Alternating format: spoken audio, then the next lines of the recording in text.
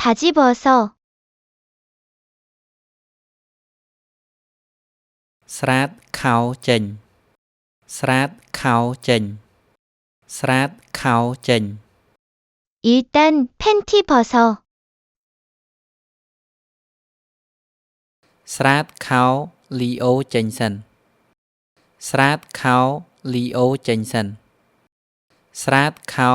លីអូចេញសិន 너 어제 왁싱한 거 들었어.